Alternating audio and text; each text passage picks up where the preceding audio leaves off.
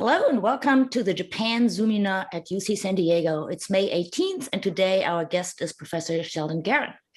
While you're all coming in, let me give you some introductory PowerPoints here. I'm Ulrike Schaede. I'm a professor of Japanese business at the University of California in San Diego.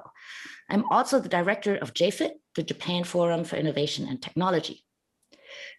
At UCSD, we are at GPS, the School of Global Policy and Strategy. This is an international relations and public policy school. We have 7 degrees, one of which is a Master's of International Affairs with a Japan specialization. If you're interested in our programs and offerings, please go to gps.ucsd.edu. And at GPS, JFIT is our Japan Center, and more information about JFIT you can find at jfit.ucsd.edu.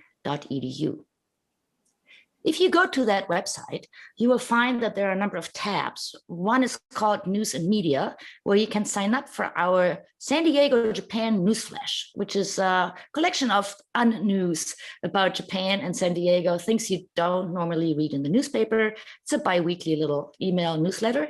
And right next to that tab is the Japan Zoominars tab. If you go there, you can find upcoming and past Zoominars, because this is a recorded event and all of our Zoominars are listed there. If that's all too complicated, you can also go to my own website, which is thejapanologist.com.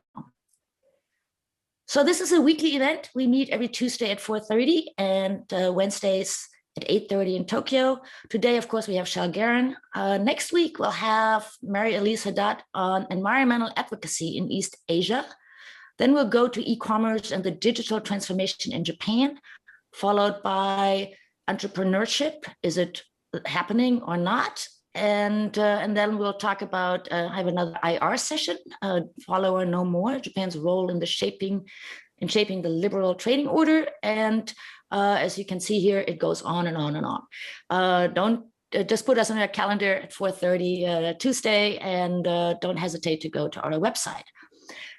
During this taped recorded event, feel free to type in any questions you might have into the Q&A box. I will, if I call on and read out your question, I will refer to you only by your first name, so you do not have to worry about privacy. And so that's enough of me. Here's Professor Sheldon Garrett from Princeton University. Hello, Shel. Welcome to the show. Hello, Ulrike, and thank you very much for inviting me. So let me begin with an introduction, and you're a very famous person, so I might not do it all the justice, but let me try. So Professor Sheldon Garon is the Nissan Professor in Japanese Studies and Professor of History and Professor of East Asian Studies at Princeton University. He originally hails from Minnesota, where he earned his BA in history and then earned an MA in East Asian Studies from Harvard and a PhD in history from Yale. I understand that prior to moving to Princeton, Sheldon, you spent 2 years at Pomona College, and it seems to me that just weather-wise, that was the best career choice that you've made, because you seem to like cold places, I guess. So Professor Garon has written 4 main books: State and Labor in Modern Japan, for which he won the Fairbank Prize. This is a book on the union movement in the Taisho period, and I actually bought this like 30 years ago. Molding Japanese Minds from 1997, which was also about the state affecting people behavior, in particular for savings, but also other matters. And you have a jointly edited volume with Patty McLachlan, The Ambivalent Consumer, which was also about spending and money in Japan. And your most recent one is Beyond Our Means, which is actually, it doesn't even have Japan in the title. It's a comparison about spending behavior. And that actually speaks to the topic we want to discuss today. So you have, your CV gives me 76 papers, reviews, articles, chapters. You've been a prolific contributor to our knowledge.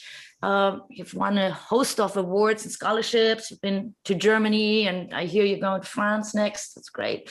And so I think if I were to summarize what my read is of your work, there are these 3 main topics: the savings, the labor and the state shaping of behavior, and then your new project we want to talk a little bit about today, the Homefront. And the umbrella for all of this is your approach of transnational history, which is our topic today. So let's start with that, Shel. We're going to have a conversation here. Audience, feel free to type in your Q&A, and I'll try to weave that into our conversation as we go. So let me ask the first obvious question, which is, what is transnational history? Well, thanks for asking, because it's actually very important, and there's a lot of disagreement about what it actually is. So it's usually put in the same category as global history, and in fact, I think they're very closely related. But let's distinguish both of those from comparative history, which is an older approach, an approach that I still use a lot in my work. So you can have comparative history. Political scientists do it a lot. Historians used to do it, not so much anymore. Kind of the classic comparative history case was when Japanologists noticed that Japanese feudalism in the Middle Ages was very similar to European feudalism in the Middle Ages. So very similar things, and yet probably not connected, considering the vast space between Western Europe and Japan. So that's kind of a case of parallel comparison. But what transnational and global history does is it not only talks about comparison, it also talks about connections. It talks about linkages. It talks about flows of people and practices and ideas and institutions and commodities.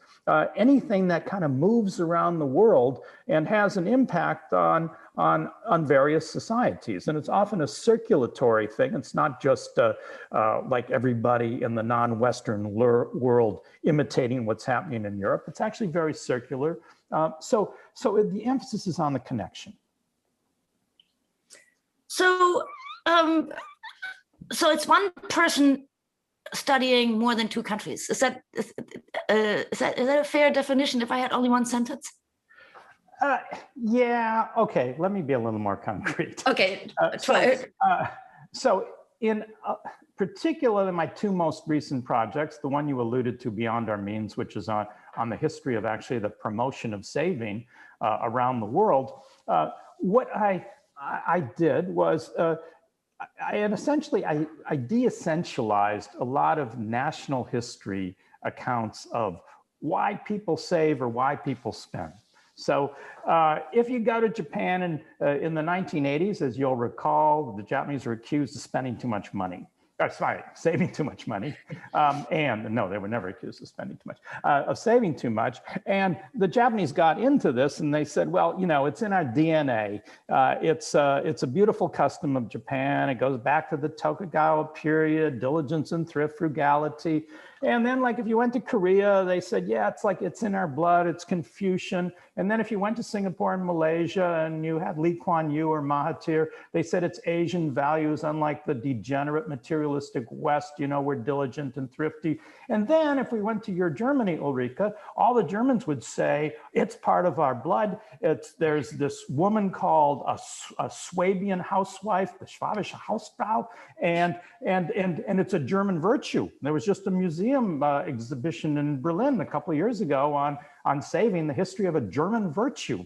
So everybody says it's part of their nation. It's a national trait. But if you look at the whole phenomenon in the last 150 years, yeah, of course, there are traditions of frugality among peasantry, but how people actually saved in modern institutions has a lot to do with a lot of circulation of ideas and practices, like, well, savings banks, postal savings banks. The Japanese postal savings bank, most Japanese think was descended from, you know, the Jimmu-Tenno, the emperor, you know, came down from the sun goddess, but it's not true. It's actually descended from practices that were happening in Britain in the mid-19th century, Belgium, and all this stuff was circulating around. So middle-class discipline, like cults of domesticity, they're all moving around the world. And so you can't really understand a phenomenon like saving, for example, if you just focus on one national history. You have to understand there's all these flows and there's all this connection. So that's an example. So how is that different from having a conference or bringing together a book project where you have 10 people, each gets a country, and would that be transnational, or is that more a comparative then? Well, it could be. I mean, it could be if people were willing to go the extra mile. And like I was once in a great project that Theda Skocpol, the famous sociologist, organized, and it was the second volume of Bringing the State Back In, basically, state and social policy. And she required that each one of us do an essay on 2 cases. So I had to do Britain and Japan on social policy, and everybody had to do 2 cases. So already she was trying to establish that the individual scholars were trying to make connections or make comparisons. But it's possible, and what's common is in a project like that, all 10 people come, they give their own cases. You have a good discussion, you advance knowledge, but it can still remain parallel unless you start saying, well, why is it that a lot of these cases at the same time are similar? Do they have an impact? Do they have a connection? So that's going beyond the comparison. So the obvious challenge is that you'd have to speak more than 2 languages if you want to do more than 2 countries, I assume. Yeah. And so, and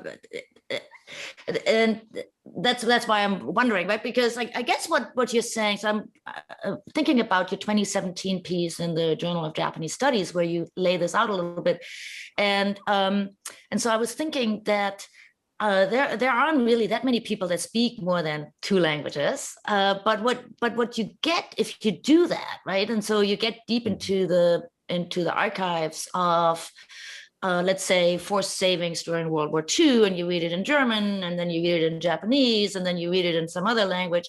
You realize patterns, right? And as you do that, I guess you start asking slightly different questions, because so it's basically training yourself to ask deeper questions. Is that fair enough? But then how many people can do that, right? So why? So you're learning German now, I guess, and how's your French? French is better than the German. The German's pretty bad, but it's usable. Okay, I mean, I can plow through things. But anyway, the answer to your question is this is not easy. However, one can always leverage one's skills. So there are ways of doing things. Now, most people in Japanese studies, at least if they're coming from North America or Europe, probably took a European language when they were younger, so they already have one. A number of my students know Japanese and Chinese, or Japanese and Korean. And then, I mean, we're back to, people like you, Europeans. Well, a number of the Europeans who study East Asia have a multiplicity of European languages, which is very helpful. So there are ways of leveraging. There are ways of, I mean, when we say, yes, do 2 or 3 or more cases, well, some of those cases can be English speaking. I can take Britain, I can take Australia. I could take, I took Singapore and Malaysia because I could use their archives. So there are ways of being creative and taking what you have. Maybe you need to learn another language, but you don't need to learn 15 languages. But the point to come back, you made a very good point. There is this question of what is the best way to do several cases. Should you have a collaborative project where each person is assigned a country and a language that they can use, and then come together and try and put it together? And yes, I mean, frankly, that it sounds more manageable, but there also are things you lose when you do the collaboration and you don't do the single author. And what I have really enjoyed, it comes back to the point you just made, is, historians they go to archives, we read historical documents. And so when one person is doing several cases, you start to, as you say, you start to notice similar ways of expressing it. So like right now I'm doing war, I'm doing bombardment, I'm doing civil defense against bombardment, I'm doing food blockades, I'm doing food rationing. And you start to see the British documents, the Japanese documents, the French documents, the German documents, they're all talking about, well, if we get bombed so much, our workers are going to rise in revolution and they're going to press the government to surrender. Well, you start seeing that from place to place, and you see it in roughly the same period. And you realize, we're not talking about parallel things anymore. We're talking about connected things. And And you can go further. You can actually show the connections. And one thing, through archives, you can see a lot of connections because they talk about the Japanese are always sending these delegations everywhere, to Germany, to Britain, to France, all over the Japanese empire. And you can actually see how the transnational learning takes place. So that's kind of the next step. But I do think the single authored approach, while it's difficult, it offers a lot of benefits. So we have a question actually on this theoretical approach before we go to Japan, which we want to do soon. But the question is, are you working within any theoretical tradition or school, like world system, globalization, formation of global society? How is this different from world history, global history, and those other concepts? Well, global history means a lot of different things. So I'm not quite sure where your question is coming from on that. But I would have to say I'm working much more methodologically than I am theoretically. Now, other people who do global history have more theoretical approaches, and that's fine. I'm just explaining my own thing. I tend to be, as you probably know from reading my work, I tend to be fairly empirical. So you can use different approaches. So a lot of there's a sort of a Marxian tradition of older global history that, obviously talks about the impact of capitalism. Okay, so you assume capitalism. Now, a lot of people in cultural studies are talking about the concept of modernity. So Harry Hartunian in his book talks about, coeval modernity. So you can do all of these things. That tends not to be my approach. I'm a little skeptical of it to my own mind because, one of the things I said in that essay in Journal of Japanese Studies in 2017 is there is a danger that we don't get global history right. So we assume, if you assume capitalism is going to guide all the transformations around the world, well, then you're suddenly presented with what all political scientists know, that there are actually tremendous varieties of capitalism in the world. There's the Americans, but then there's the Swedes or the Germans or the Japanese. That neoliberalism did not spread to everybody. There's an enormous amount of resistance to it, even in capitalist economies. So I tend to like a sort of a more grounded approach where I say, what are people actually talking about? What do they see as the transformative currents in the world? So I'm a big advocate of I'm not so interested in fascism. Some of the people in the audience are working on fascism. I'm not sure fascism is the best way to describe the global currents of the 1930s. I would prefer the concept of total war, which is much more encompassing. The Soviet Union, it's not capitalist, but it does a lot of things that are not so different from what wartime Japan is doing, what wartime Britain is doing, what Nazi Germany, fascist Italy, and a lot of it is because they are locked in these international struggles and then eventually total war. And they learn from each other, whatever their ideological system is. I look at what people talk about in ideas and practices. And so, as I said, it's a more empirical approach, but it's not the only approach. And I want to make that clear.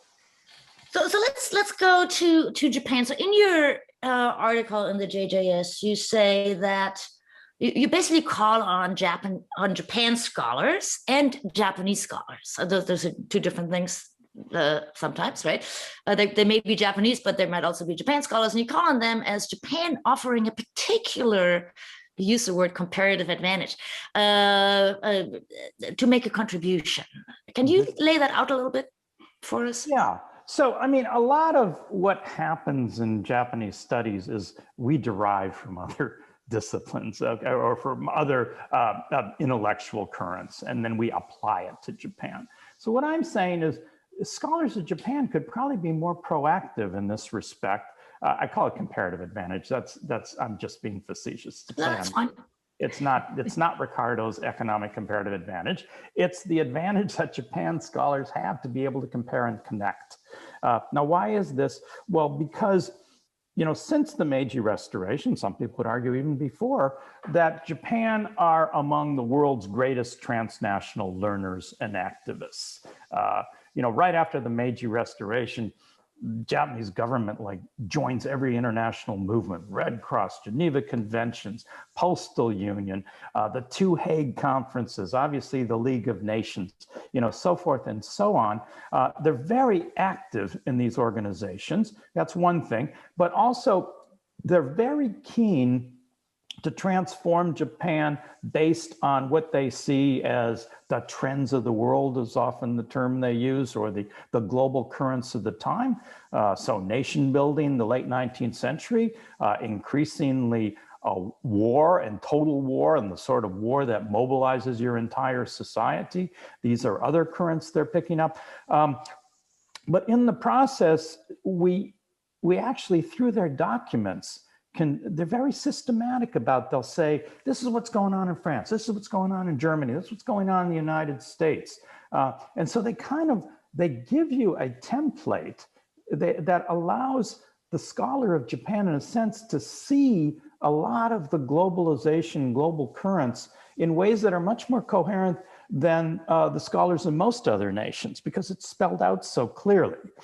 So that's one of the things. And then the other thing is that, we get very used to thinking of the Japanese as emulating, and they do. They take a lot, but they also make a lot. So they're both the takers and the makers of transnational knowledge. And, well, we saw that in the 1980s when, there was the Learn from Japan boom. But earlier than that, there were episodes like the Russo-Japanese War, where not only in the non-Western world among nationalists, but in the Western world among particularly the British, there's these cults of national efficiency, and they see the mobilization in Japan in 1905 as a model for Britain and its rejuvenation against Germany, and things like that. So there's a circulation of practices, and we always get stuck on thinking Japan's a late developer, but Japan's really kind of in the middle of the pack. And just as Japan is learning from others, everybody is learning from everybody. The French and the Germans and the British are looking at each other. And so the Japanese process, in a sense, because they lay it out so well, it actually allows you to see how other countries are learning and circulating ideas as well. So the title of our conversation today is Through the Lens, through the transnational lens. What do we see? What do we learn about Japan that we wouldn't if we didn't use a transnational approach? Can you give us an example about what you have learned about Japan that was sort of where there was an established wisdom about something in Japan, and you said, well, wait a minute. Well, we already talked about thrift and saving, and why that's not just a national history thing. But in my current project on war, it's really interesting. We get to the Second World War, and most people look at Japan from the outside, and most people look at Japan from the inside, will use words that are frankly Orientalist. They will use words like fanatical. The wartime Japanese leadership were fanatical. They wanted people to fight to the death. They wanted them to fight on the beaches with bamboo spears and all of this. And then you start getting into it and you realize, well, they are fanatical. That is fanatical. And then you realize that everybody else is also fanatical. So what does Winston Churchill say? He says, we will fight in the streets, we will fight on the beaches, we will never surrender. So we discredit the Japanese leadership. How could they allow the war to go on when their cities were being bombed? Winston Churchill allows the war to go on when the cities are being bombed. 60,000 Britons lose their lives. And what do? We praise him for his heroism and his resilience. We don't call him a fanatic, but the whole point is, it is this type of fanaticism, which is really part of total war, of fighting to the end, of not surrendering. This is what the Brits do. This is what the Soviets do. This is what the Nazis do. This is not what the French do. And it's not what the Italians do. And it's what the Japanese do. They are one of these total war regimes. And they are all looking at each other and using very similar language, but we call out the Japanese, we don't call out the Brits. So I guess this is the sort of the nihonjinrun phenomenon, right? That if we tell the story often enough how Japan is uniquely unique in some way or another, then we start to believe it, and then it becomes a self-fulfilling prophecy because we build policies around it. That's sort of, yeah. I mean, So we see that in the social sciences, right? I mean, this is, I was preparing for today. I was musing over what that means for my field of work, which is business, right? Contemporary now, today. And I think it might be even worse because the business research on Japan is basically written by Americans, and then it's in English. There are other people who write about it, but what the Japanese read has, to a large proportion be created by American scholars. And the American scholars will say that Japan is very strange. The banking system is strange, and they got these main banks, and they got these business groups, and they got this like house bank thing, and they got the suppliers that are special, and I always thought, well, the Germans have a house bank, and the Koreans have business groups, and the Germans have a supplier network, and so it's actually, so Japan is not uniquely unique, right? And if anybody is unique, then it might actually be the United States. But it's been repeated so often that even the ministry officials believe it, right? That we're so different in Japan. That's why our policies don't work. Yeah. So that's actually a very interesting insight. So thank you for that. I hadn't really thought about that in those ways before. But back to you, Ariam. And by the way, I want to encourage the audience to type in questions that you might have for Shell as we continue our conversation. I'll make sure that I'll read them out. So let's go back to the Homefronts. So tell us a little bit more about the Homefronts project that you're doing right now. Yeah. Okay. So the book is tentatively called "When Homefronts Became Battlegrounds." So I'm doing a couple of things I think that are quite new. First of all, we all know about home fronts in America and Britain, and we know about the finest hour and all that. And when you go to London, you see museums about the finest hour and the British home front and the Blitz and how everybody stood together and did their bit and all that. All of these accounts are very national.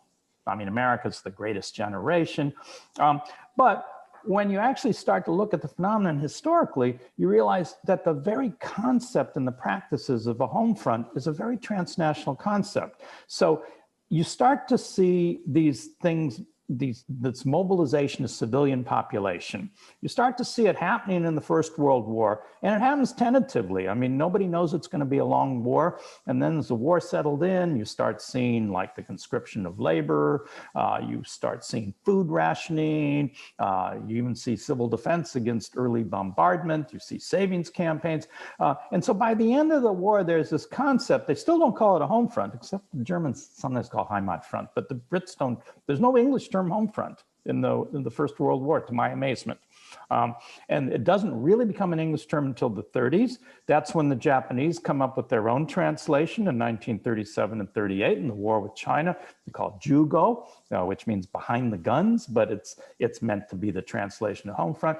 But with this home front, which is supposed to be iconically national and mythologically national, they're actually very connected. So by 1940 or 41, if you went to the Soviet Union, Britain, fascist Italy, Nazi Germany, Imperial Japan, very ideologically different systems, but you'd see roughly the same constituents of what a home front is. Everybody would have food rationing, everybody would have air raid wardens, everybody would have some version of evacuation of young children from bombing. Everybody would have blackouts against so what becomes a home front is really transnationally constituted. Countries are looking at each other from the late part of the First World War through the 20s, through the 30s, and all the way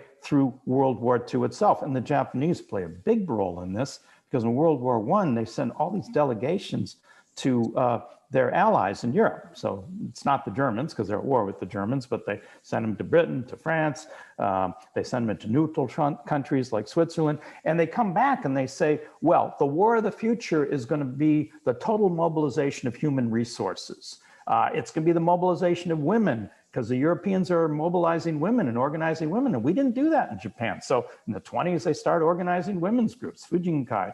And then the Japanese, of course, have always had, village associations and volunteer firefighters. But in the 20s, they move up a notch. They look at what they've seen in Europe because they're kind of preparing for the next war. And then in the late 1930s, they decide that their neighborhood associations aren't really going to be up to the job of total war. So they reorganize them. This is where we have the Tonarigumi, the Chonai Kai, these block associations, neighborhood associations. And lo and behold, they bear an enormous resemblance to how the Nazis have organized local civil defense in local neighborhoods. And it's because a lot of stuff is circulating. And it's not just Japanese looking at Germans. I mean, they're looking at Britain as well. Japanese are in Britain during the Blitz because Pearl Harbor hasn't happened yet. It's not until December 1941. The Blitz is 1940 and 41. And they're reporting back. This is what the Brits are doing on food rationing. This is what they're doing on labor conscription. This is what they're doing on civil defense.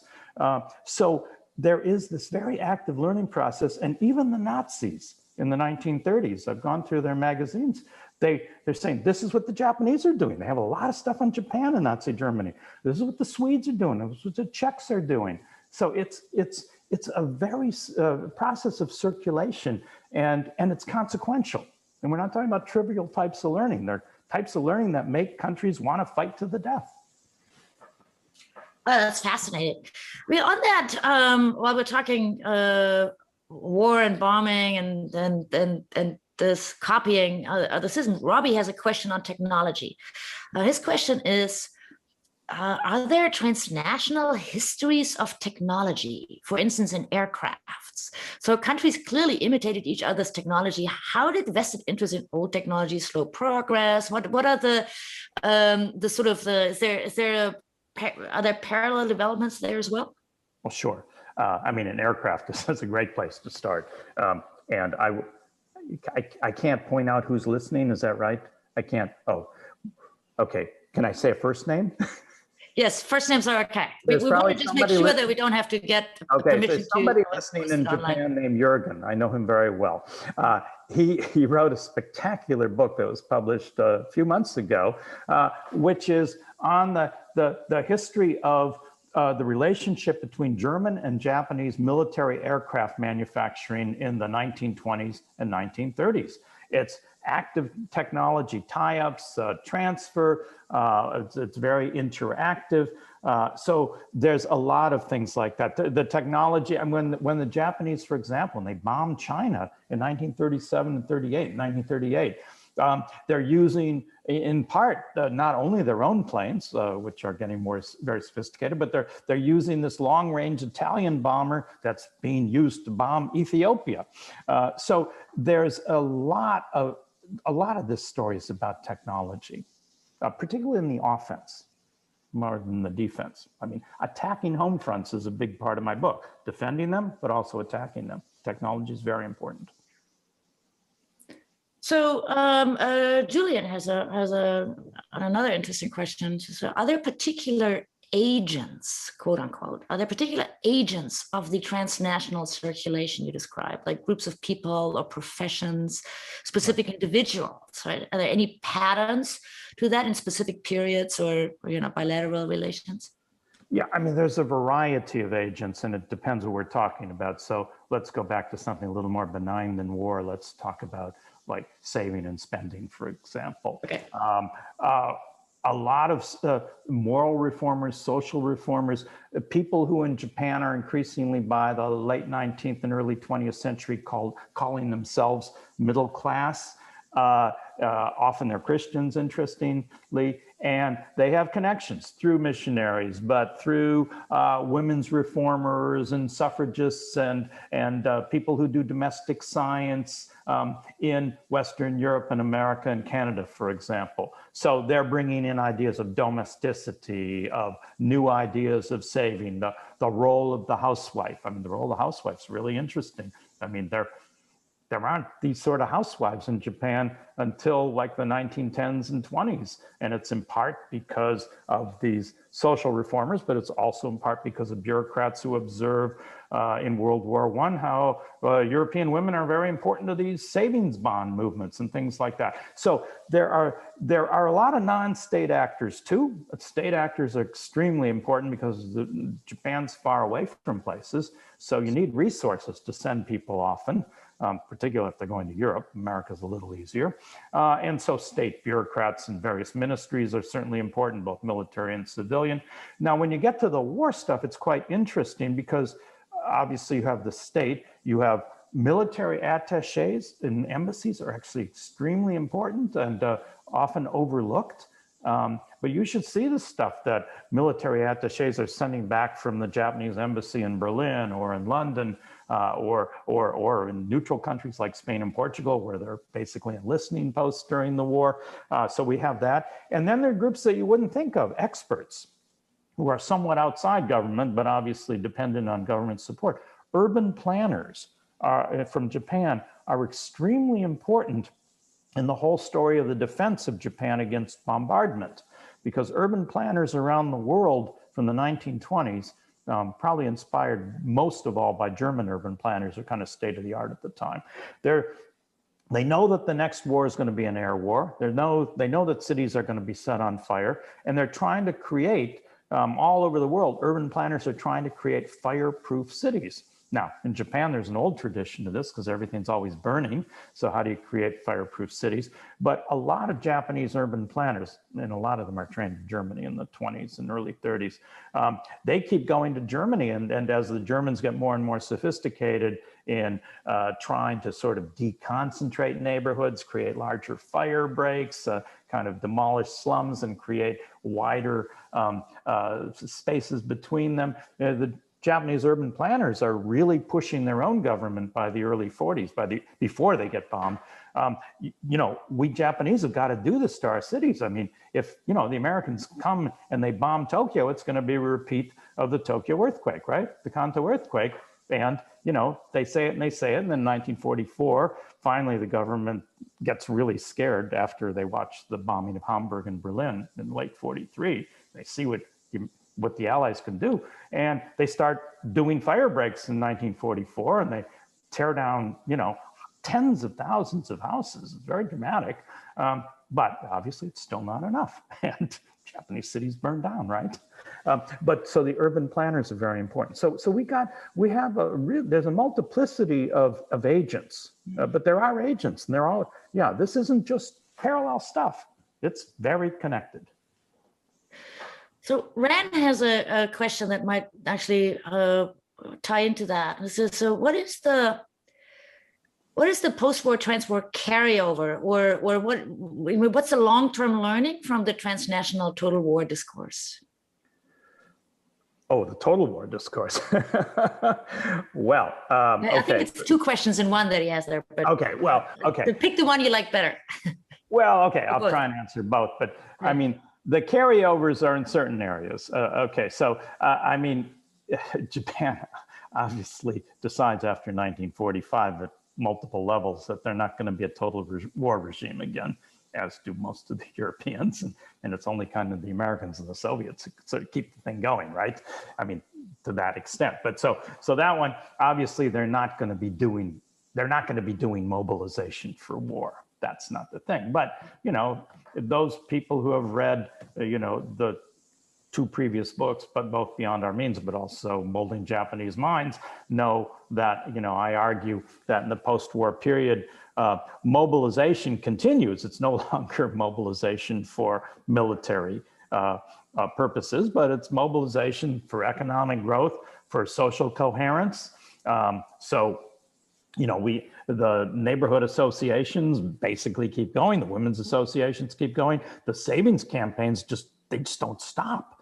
I mean, they're revived right away after the war, and they continue, I would say, all the way to the 1990s. So sort of national purpose changes, but a lot of the means of state-society relations and social management, and also, not just top down, but how agents in the middle, I would say, these intermediaries, particularly women in post-war Japan, they still kind of believe in this, mobilized managerial thing that they're now participating in. So that one's pretty clear. Total war, the one place that's kind of interesting with total war is what happens to civil defense. Okay, so the Japanese don't really want to prepare for nuclear warfare, and they're not into it, and they know it's probably not going to do a whole lot. The Soviets nuked Japan. There's not a lot you can do about it. But where it does come in is there's a real continuity in disaster preparation. For earthquakes, for tsunamis, which we saw. And a lot of that carries on the civil defense. Civil defense is very, very similar to disaster preparedness. As I say, Tokyo burns down twice in the 20th century, right? 1923, 1945. When it burns down in 1923, you've got all these military and civil officials in Japan that say, God help us. What we saw happen in Japan, in Tokyo, with the fire, with the fire spreading from the earthquake, it's going to be the same thing when the enemy bombs us and firebombs us. And, they called that one right. So it is they're preparing for both at the same time. So that keeps going. So Julian and Robbie want to go back to the agents. So the questions are terrific. So let me see whether I can actually combine them. So Robbie was the one who asked the question about the aircraft, right? And so he now wonders what the incentives of these agents are. So for instance, aircraft producers as promoters of air technology, or battleship producers as opponents of aircraft technology. So that's the one question. And then Julian has a sort of a larger question, which is, your previous answer to the agents was that they're very subject matter specific. So housewives, do one thing, and so he wonders whether the social reformers are a very different group from the military attaches, and sort of and whether like generalist internationalists or transnational trendsetters, or so. Can you talk a little bit more about the agencies that came together there? I see the question. I mean,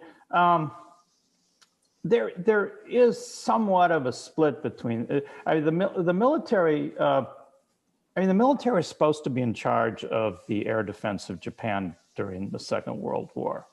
They're not into it that much. Okay, so they kind of farm it out to the Home Ministry, the Naimusho, and once you do that, then you're back to the familiar agents of, molding Japanese minds. That you are back to the social reformers. You are back to the women, because the women's associations of Fujinkai have been doing all of these things like daily life improvements, savings campaigns, better nutrition for children. Now they're called on to prevent fires in your neighborhood. So it doesn't tend to be the military guys as much, even though they bring back some of the information.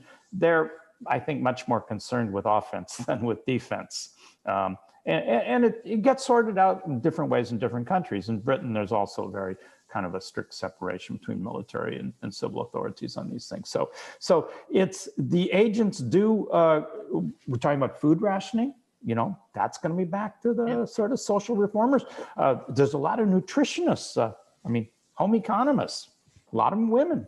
They're going to be involved in the food supply, food insecurity. So that's very important. So yeah.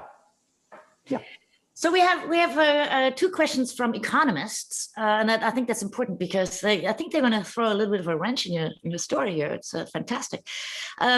Jenny asks whether the purpose to understand, whether the purpose of your approach is to understand which ideas transfer successfully and which don't, and are there areas where you're surprised that there wasn't more exchange? And Rick asked a similar question, which is, some observers see convergence of practices among nations as a main global phenomenon. Others see countries strongly acting to maintain their diverse practices, right? Mm-hmm. So have you seen, how do you see the tensions? And have you seen also purposeful divergence, I guess? Yeah. Right, where your transnational approach will actually give you an example of two countries doing the exact opposite at a similar moment in time. Yeah. Okay. Well, let's go back to the savings and spending. Okay. Okay. So you can show in the first half of the 20th century and in the 10 or 15 years after the Second World War that the main global forces circulating about household economic behavior are ones that actually privilege saving and even austerity. I mean, World War II has been devastating in Europe and in Japan and throughout East Asia, and it's rebuilding. And you can't have a consumer-driven society. I mean, that's not what people are talking about. And also politically, the left in a lot of places, Japan, Britain, and France, elsewhere, they like the savings and austerity. It's sort of an idea of leveling. You don't have this conspicuous consumption. Okay, so you got all of this happening, circulating around the world. Well, who's diverging? United States of America. It's not Japan. It's the USA, who, for some pretty good reasons, come out of the war and they're not destroyed. And in fact, they've got this incredible industrial machine for war that's easily converted into consumer production, and you don't have any bomb cities. And so you've got all this resources to build houses and to build suburbs. And the emphasis is on a consumer-driven society at a time that very few other places in the country, in the world, are embracing this. Now, later they will embrace parts of it, but they will never go as far as the US, and they will purposely diverge from the United States because Japanese, Germans, and others, they don't necessarily want, be careful on Japan, but Germans, they don't want a credit-driven society. That's American, that's bad. That means households are going to collapse. That means that the gap between rich and poor is going to widen. So a lot of the transnational stuff does involve sometimes rejecting things. And again, back to the USA, if you want to stop a political conversation in this country, the way you do it is say, well, the Canadians have a national health insurance system. Oh, well, we don't want that because then we're going to have to wait in line. Okay. What American president has called on American people to do things because the Swedes are doing them? I mean, it's a non-starter. So we're the great divergence, right? I mean, we hate transnational stuff, but other people don't.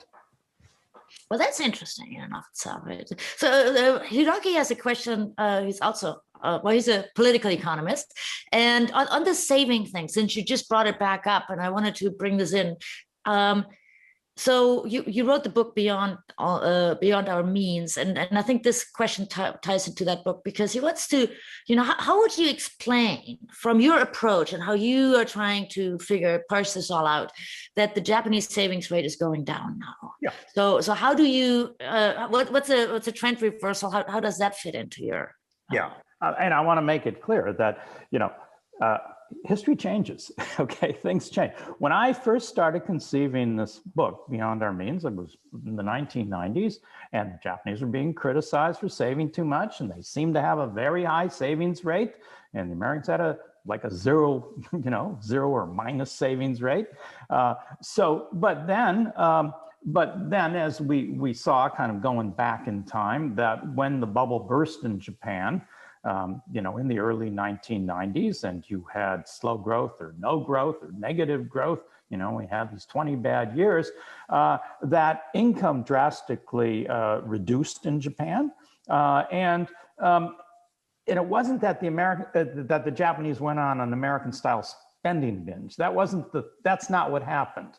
But what happened was, I hope your economists would agree with me, but as income goes down or stays the same and consumption maybe goes up a little bit, mathematically your savings rate begins to go down. But household incomes went down considerably. So I think that was part of it. But it wasn't so much a cultural shift as we saw in America, where people just started binging on new forms of credit. Home equity. There is some research that shows that what's happening in Japan is actually not a decline in the savings rate, but an increase in the old people. That is the number of people who are de-saving. I guess they've been saving and now they're spending it, right? And the younger people but then I'm not saving in the same way. But that's probably not the most compelling explanation, because if that were true, then Germans and others, because Germans have, and they may not be quite as rapidly aging as Japan, but still a lot of the other societies. I mean, there are a lot of high saving societies in Europe. Okay, Germans, French, Belgians, Austrians, even Swedes now. They have, they have savings rates that are quite high, 8, 9, they were 10% for a long time, and they had aging societies. So it's more than that. But I think it's complex, but it's not the same story as in America, even if the savings rate goes down. So we shouldn't have journalistic stories that say that the Japanese are just, huge spenders, because, I don't think that's what we're seeing. Now I will say one of the fun things about transnational history is it allowed me to diversify my portfolio when it came to studying places. So when I only had Japan to write my savings book about, well, at a certain point, I started to gulp in the early 2000s because I realized the savings rate was going down and I didn't have such a good story anymore. So I diversified and I discovered Germans, okay, and others in Europe who had these high savings rates. And I thought, oh, wow, this is kind of cool. Now I can really complicate the whole global story and the comparative story. So anyway. So yeah, so TK wants us to go back a little bit to something you mentioned earlier, where when you started out, you say, well, the Germans say it's in our blood, saving is a German virtue, and the Japanese might say, the Asians might say it's Confucianism or whatever it is, and in the end, they attribute this to some sort of, the people themselves attribute this to some sort of national character, when in fact it is a sort of a fairly widely shared phenomenon. Why do we do that? And so, and TK's question is, so, well, what does it mean? And he's also interested in why the Germans think it's a virtue and other people think it's in our blood, and other people. So what about these attributions? Do they tell us anything? Yeah, I mean, they tell us that most people really want to believe in essential national traits because it's more fun. Most people want to root for their team in the World Cup, and they don't want to be told that their society actually has a lot in common with other societies. Like, one of the ways, if you really want to piss off Germans, is you tell them, well, the French at certain points in the last 10 or 15 years actually had higher savings rates than you. And they'd say, that's impossible because all they do is drink wine all day. It just can't be. So you can really disarm people, but people don't like ordinary people don't like transnational approaches because they like their national essence. They like their team. We all want to be unique. Apparently. But yeah. So this is a question that you may want to pass on since you're a historian, but I'm intrigued. So let me ask it. Hiroki asks, how is the transnational approach helpful to analyze response to the current pandemic? Yeah, well, I actually wrote a blog called The Transnational Goes Viral, where I tried to deal with that because I thought war and pandemic are actually fairly similar. Okay, so what happens in both war and a pandemic? Well, people assume that it's the end of globalization, right? I mean, because in many ways it very much reduces the free flow of people and goods and things like that. And that's true. Look, why are we on Zoom right now? Because we can't go anywhere. Okay, so you would think that the pandemic would be the antithesis of the transnational and the global, right? Because the links are stopped. But knowledge spreads, information spreads, and we're doing this right now, right? I mean, we're being listened to in Japan and Europe and in the United States and other places. So the pandemic is really interesting, and I keep revising my views as the months go on and everything keeps changing. But when I wrote this piece a year ago, what really impressed me was, okay, so we have in Wuhan, we have the Communist Party state imposes this ruthless lockdown, and nobody can move from Wuhan. And we look at it and we say, well, nobody's going to do this anywhere else. And then in early March, the Italians impose this lockdown where nobody can move. Now, these are connected. The whole lockdown, these practices, they obviously aren't the same everywhere. We know that now. But we also know that everybody is looking at everybody else to see how they're responding, what works, what doesn't work. So it's actually a very transnational process. And it also highlights that transnational doesn't necessarily mean homogeneity and convergence, but it means that nobody is trying to handle this in isolation. Maybe Donald Trump. But other than that, everybody is really looking at everybody else. So it's a very transnational event, even if not a lot of goods and people can move.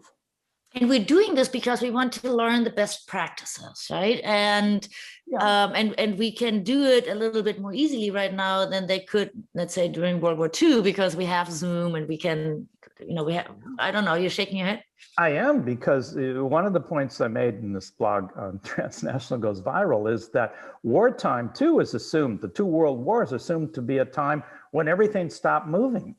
But it's not true, because one of the things about these wars and these total wars is that, yes, things don't move freely anymore, but are people moving? By the millions. Laborers, soldiers are going around the world. Is knowledge moving? Yes, because in total war, nations devote more resources than ever before into intelligence. Okay, they want to know what their friends and their enemies are doing. And intelligence is simply a wartime term for transnational learning. So there's actually unprecedented learning, ironically, that occurs during wars. So it is not, in a sense, the end of the globalization of ideas and practices. In many ways, it's an accelerant. Wow, that is that's powerful, right? So it takes us back to why do we want to take the transnational lens? Because we can see these learning flows. And I guess what you were just saying is that in times of crisis, this might actually be easier to observe for us, or it flows even more. That I don't know. No. Right? It's because of the competition. The competition is so intense. You have to know what's happening in other places. Military strategic thinking has always been a very transnational process, because you're gaming against an enemy. So you've got to know what the enemy is doing. So this is an extension of this, but an extension in much more totalistic ways, because it has to do with the mobilization of the home front as well. Wow. So I have one last question that may not even fit here, but I was thinking back on the approach of transnational to the study of history, or social sciences as well, I would say. We have all of these new tech devices now, right? So we can do machine-based text analysis. We could run an AI reader through some documents from World War II and ask that thing to pick out these patterns, right? And I could see a great scenario for this, which is that we don't have to learn all these languages. We could just run the machine through 20 European languages or something. But I could also see that could be very dangerous to the field if it becomes then a much colder sort of data collection and some analysis where somebody just puts together text pieces. Do you have any thoughts on this? Is this happening in history? What's the use of technology and translation mechanisms in this field? I mean, that's pretty cool, actually, what you just said. I'm not sure I would be totally opposed with it. It's just that at a certain point, it's good for human beings to mediate and to take some of that out and look at the patterns. And there is an extra step, I think, where this stuff could be useful. But I mean, frankly, I'm probably giving myself away, but occasionally I use Google Translate when I want to make sure I really got it in German, because I don't know. And, it can be fairly useful. But the idea of, I mean, if you could digitize everything, this is what historians are already doing. I mean, it just depends how good your stuff is. But I mean, I can take all of the London Times and the New York Times and the Asahi Shimbun, the Yomiuri Shimbun, and and I can start putting phrases through and see what I find, and it's really cool. Now it's rudimentary compared to what a social scientist might do, but it's very I think actually for history this would be even better, right? Because you could actually then see on this day in history, these newspapers were reporting on this sort of thing, and that could be pretty good. Yeah, it's not usually one day, but it's like a period. Yeah. So that was my idea to the whole subject. Who knows what AI will bring? By the way, if Google Translate doesn't help you, there's another one called DeepL that actually works pretty well. I've used that too. Okay. It's amazing how things are developing. So unfortunately we're out of time. It's been an hour. It's been a chock filled with new information and a lot of fun. So thank you very much, Shel, for joining us. And it's just been great to think about these things. And it's a new topic. Everybody, we're going to do this again next week. We're going to talk about environmental activism in East Asia with Professor Mary Elise Haddad, and that will be just really great. Please come back 4:30 on Tuesdays, Pacific time, whatever that is in your location. And until then, please stay safe and take good care. And thank you, Professor Sheldon Garon. It was fantastic. Thank you very much.